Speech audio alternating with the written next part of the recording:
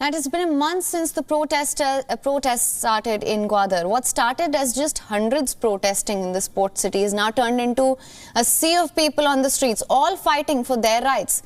The protest got so big that even Prime Minister Imran Khan was forced to listen. Our correspondent Anas Malik is in Gwadar. He sent us this report. Let's take a look. Illegal fishing here by Chinese trawlers has been an issue for years. The issue had last flared up in February when dozens of Chinese vessels returning from Gwadar had docked at the port of Karachi, which had caused panic and resentment in the local fishing community. What do the fishermen here have to say about this trawler mafia?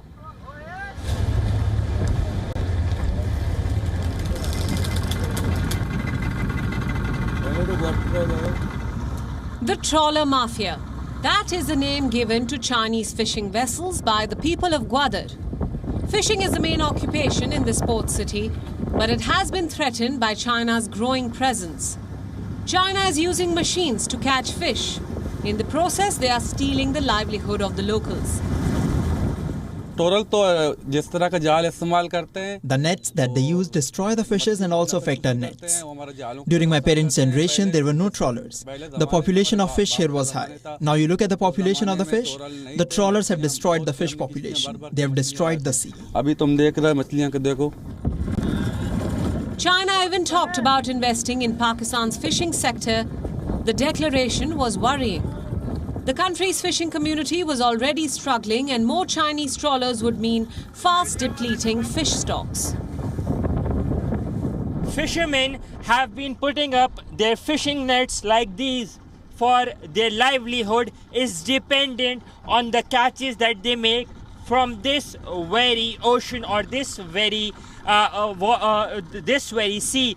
But they complain that the trawlers are now responsible for taking away their livelihood. They say that the trawlers are involved in illegal fishing and that this activity by the trawlers should be stopped at the earliest.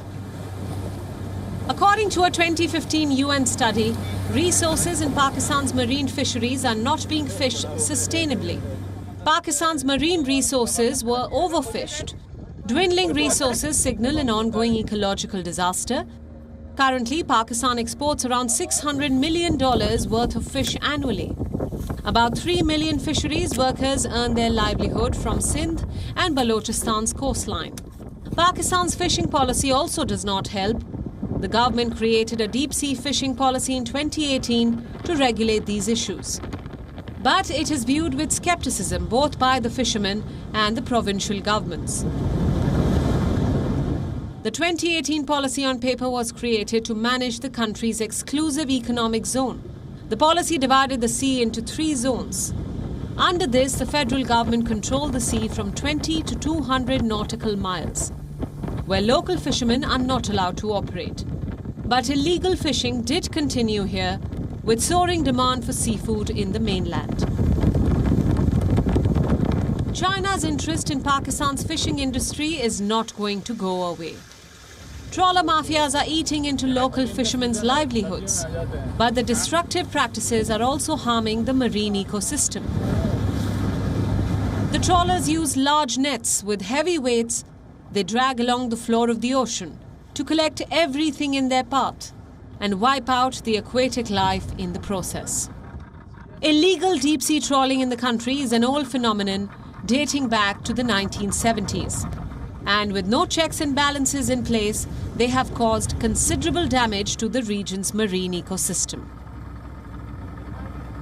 The area behind me is known as Patizar. This is on the marine drive of Gwadar, and this area is used by fishermen, the local fishermen, in order to go out hunting and fishing. But these are the same areas which are now being taken over by trawlers, and the business for these fishermen has visibly taken a hit. They have been complaining and protesting against these trawlers, calling on the government to stop the illegal fishing acts as they describe it. Anas Malik in Gwadar, Pakistan for WION, World is One. WION is now available in your country. Download the app now. Get all the news on the move.